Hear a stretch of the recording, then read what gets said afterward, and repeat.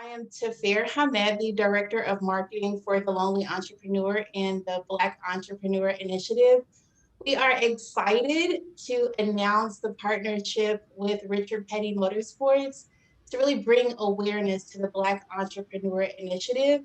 So, with us, we have Michael Dermer, our CEO and founder of the Black Entrepreneur Initiative and the Lonely Entrepreneur, along with the Eric Jones, top NASCAR driver in the nation, who is also behind the iconic number 43 wheel.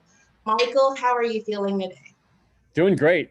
Thanks so much for the introduction, Eric. It's great to meet and to partner together. It was great to see you at Talladega.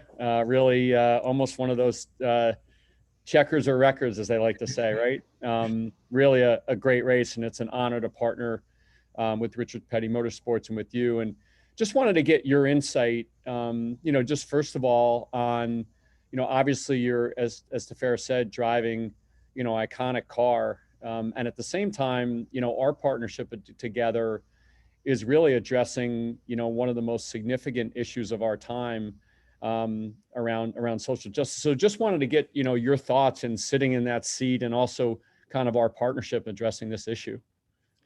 Yeah, I mean, it's been, my first year this year in the 43 car, and it's been a great experience for me. Getting to work with RPM and Richard Petty in general has been a lot of fun. For me, I'm really looking forward to our partnership together. I've been learning a lot more about it over the last couple of weeks and kind of what you guys are all about, and especially this initiative that you guys are starting with the Black entrepreneurship.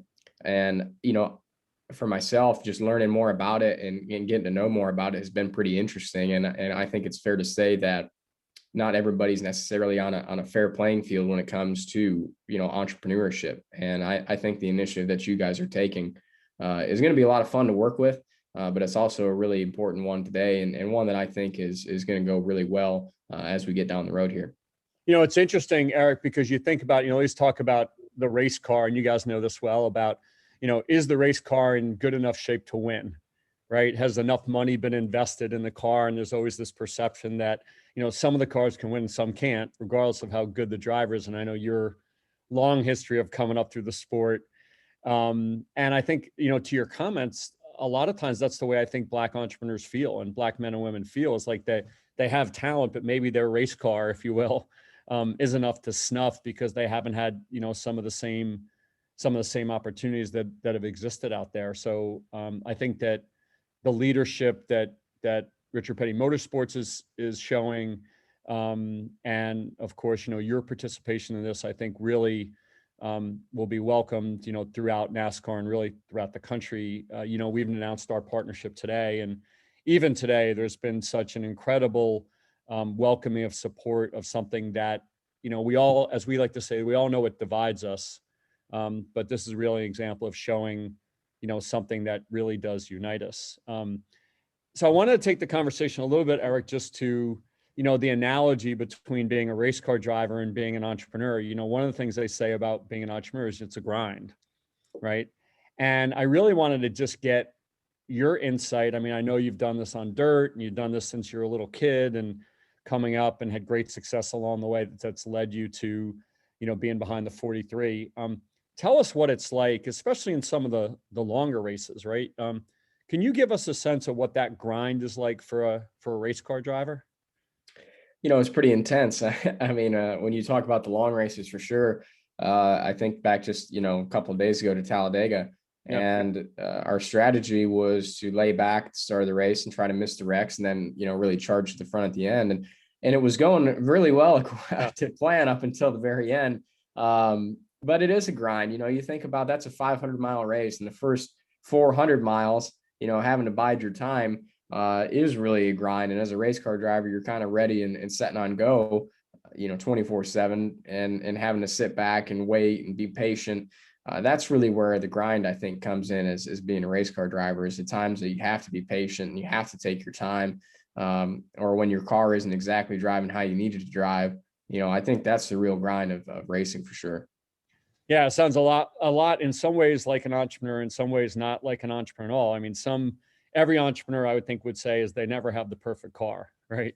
We hear the stories of when Richard had to borrow a car back in the day, in the early days. I mean, that's probably not the way an entrepreneur feels every day, right? It's like, I don't have everything that I need to be successful, and I still got to do it. And I'm sure there's times where the car's slipping, right? And you don't feel it. But in another sense, one of the hardest things about being entrepreneurs is you're not patient, right? You have this passion and energy for this belief. And you said, for example, at Talladega, your guys' strategy was to kind of hang back, even when you're being patient, though, right? I would imagine you're still going, X miles an hour.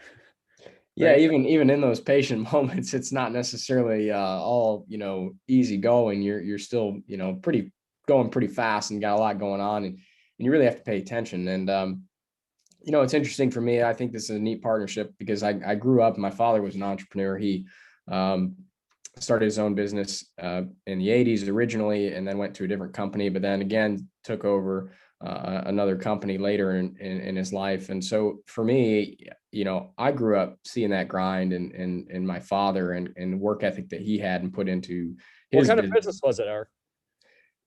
So originally, the first company he started was a bank equipment repair company. So essentially, he went in, bill counters, all that stuff, would go in and repair that.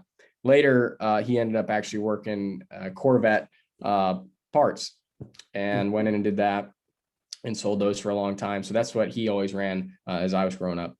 Gotcha. So you got to be around it, right? And you probably saw the day-to-day grind of, the equivalent of opening up the hood and trying to figure it out, right, as you go along.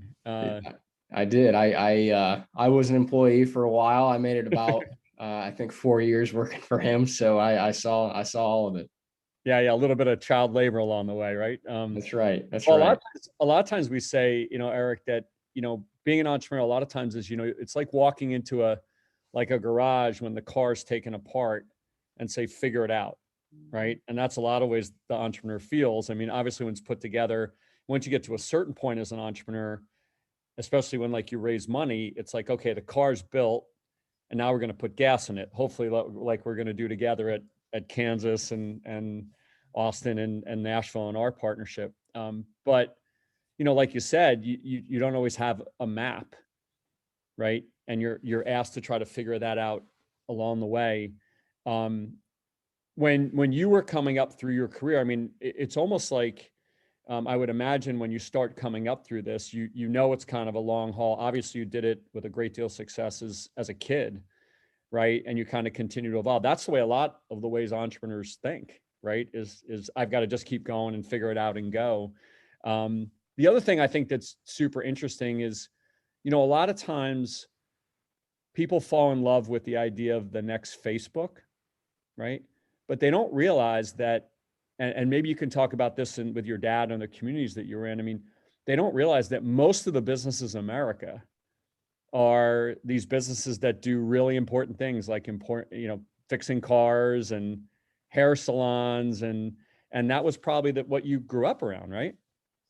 Yeah, I was. I mean, there's a lot more, I think you kind of hit the nail on the head there. There's a lot more behind the scenes that happens in this country than, the Facebooks and Twitters of the world. And yeah, that's how I grew up. You wouldn't think that selling Corvette parts for only 1953 to 1982 Corvettes would be much of a business. Yeah. But it's huge. There are a ton of people that want to buy parts for 53 to 82 Corvettes. So I think it's just about finding that niche, right? And finding where you fit in and finding what services people need, right? Everybody's kind of in the service industry in some way, and finding exactly what people are looking for, even if it's not the Facebooks of the world, are where it's really at in the entrepreneur world. Yeah. And, it's interesting. Some people say that, you could create a great business just by serving the people that are staying overnight, getting ready for a NASCAR event, right? That's right. That's right.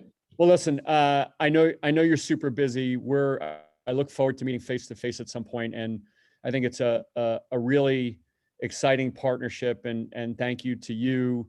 I know, your primary job is to drive it faster and make it happen. We're really rooting for you. Hopefully wearing the Lonely Entrepreneur and the Black Entrepreneur Initiative will put you over the edge at Kansas over the weekend, but just really thank you and Richard Petty Motorsports for the dedication to this and to the 4,300 entrepreneurs that are going to benefit from it. So thanks a lot for your time, man. Appreciate it. Yeah, we appreciate you guys. And I'm looking forward to it. Hopefully we got a good showing this weekend for you guys. Terrific. Thanks for your time, man. Yep. Thank you. Nice to meet you guys.